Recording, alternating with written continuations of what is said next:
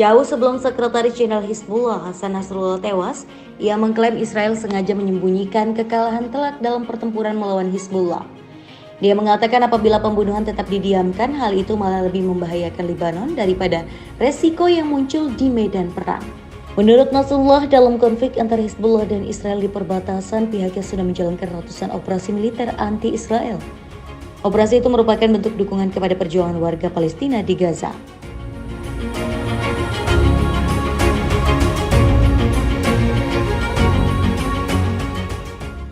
Dia menyebut Hizbullah juga menargetkan peralatan teknis dan intelijen di utara wilayah yang diduduki. Kata dia, Hizbullah sudah menghancurkan semuanya. Selain itu, dia menegaskan bahwa ada banyak kendaraan dan tank Israel yang dihancurkan di perbatasan. Nasrullah kemudian mengutip laporan dari pejabat kesehatan Israel yang menyebutkan bahwa jumlah kematian di pihak Israel 3 kali lipat lebih besar daripada yang diungkapkan secara resmi. Dilaporkan pula ada lebih dari 2.000 korban luka di pihak Israel.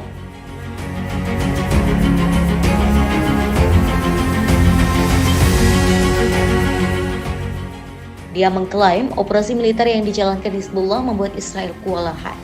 Israel menyembunyikan kekalahan besarnya. Nasrullah mengatakan salah satu hasil pertempuran di front utara ialah perpindahan warga Israel dari pemukiman di utara. Di samping itu, Nasrullah mengatakan pertempuran yang kini berlangsung di selatan telah memberikan kesempatan untuk membebaskan Lebanon secara penuh. Sejak perang antara Hamas dan Israel meletus tanggal 8 Oktober lalu, situasi di perbatasan Lebanon dan Israel memanas. Hizbullah dan Israel bertukar serangan. Nasrullah juga meminta Irak untuk mengusir tentara Amerika Serikat AS. Nasrullah menilai saat ini adalah kesempatan bagi Irak untuk melakukan hal itu. Hal itu karena AS dan Pakta Pertahanan Atlantik Utara atau NATO tengah mengalami kekalahan strategik di Ukraina. Dia juga meminta pemerintah dan rakyat Irak untuk bersatu mengusir para penjahat yang terlibat dalam kejahatan di Gaza, Palestina, dan Lebanon. Kemudian dia memuji sikap berani Irak mengenai operasi Badai Al-Aqsa. Nasrullah meminta Irak mengusir pasukan AS dan menegaskan bahwa Irak tidak memerlukan tentara AS untuk melawan ISIS. Lebanon melakukan serangan rudal ke Israel dan ini bahkan jadi serangan terburuk sejak Perang Lebanon 2006. Dua negara ini hubungannya memang tidak cukup baik. Keduanya sering terlibat konflik di daerah perbatasan. Lebanon adalah tetangga Israel yang mendukung penuh kemerdekaan Palestina. Nah, sekarang seberapa kuat sebenarnya kekuatan militer Lebanon sampai berani menekan Israel? Terus yang juga bakal kita singgung adalah bagaimana sebenarnya peran Hizbullah di Lebanon. Oke, kita mulai pembahasan kita ini dengan Angkatan Bersenjata Lebanon atau biasa disebut dengan LAF atau LAF. Angkatan bersenjata ini terdiri dari 3 cabang, pasukan darat, angkatan udara, dan angkatan laut. Kalau kita singgung peringkat, Lebanon ya cuma berada di peringkat 111 dari 145 negara, menurut data Global Firepower. Total personilnya juga cuma 105.000, yang aktif 80.000, ditambah paramiliter 25.000. Tidak ada personil cadangan. Anggaran militernya juga nggak banyak, cuma sekitar 1 miliar US dollar. Memang secara angka, Lebanon adalah peringkat bawah. Tapi kalau kita bicara tentang sejarah, Angkatan Bersenjata Lebanon sudah terlibat banyak pertempuran.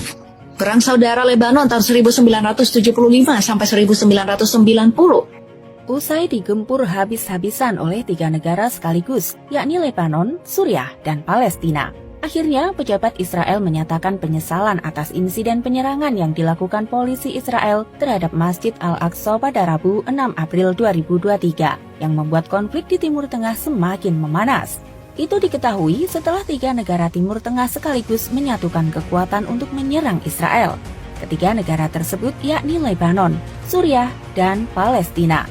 Beberapa serangan hingga kini terus dilancarkan kedua belah pihak yang mengakibatkan puluhan gedung dan bangunan lainnya hancur akibat dihujam roket dari masing-masing pihak. Setelah beberapa hari terjadi aksi saling balas serangan, pejabat Israel menyatakan sikap penyesalan atas insiden di Masjid Al-Aqsa tersebut.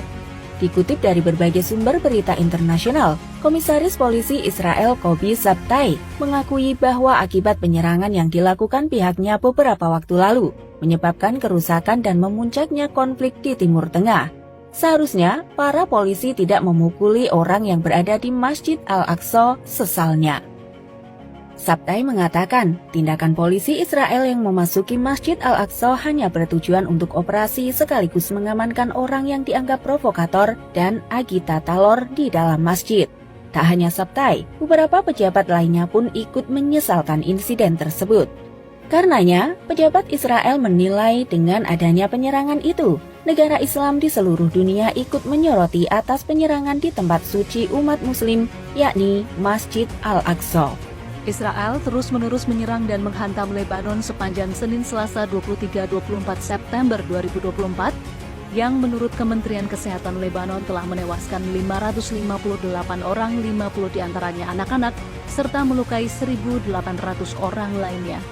Serangan udara yang ditargetkan terhadap Hizbullah di wilayah Lebanon Selatan dan Lembah Bekaa menjadi serangan paling mematikan Israel sejak 2006. Pasukan Pertahanan Israel atau IDF mengklaim bahwa serangan udara mereka di Beirut telah menewaskan kepala pasukan rudal dan roket Hizbullah, Ibrahim Muhammad Kabisi. Lebih lanjut, pihak Israel yang semula fokus pada serangan udara kini bersiap melakukan serangan darat ke wilayah Lebanon. Sebagaimana disiarkan Kementerian Pertahanan Israel, menterinya Yoav Galan terlihat tengah menginspeksi pasukan Israel dalam simulasi tempur Lebanon. Hingga kini, menurut Menteri Luar Negeri Lebanon Abdullah Bou Habib, pengungsi Lebanon sudah mencapai hampir 500.000 orang. Sementara itu, Dewan Keamanan PBB menjadwalkan pertemuan pada Rabu malam waktu setempat guna membahas ketegangan di Lebanon yang semakin memuncak.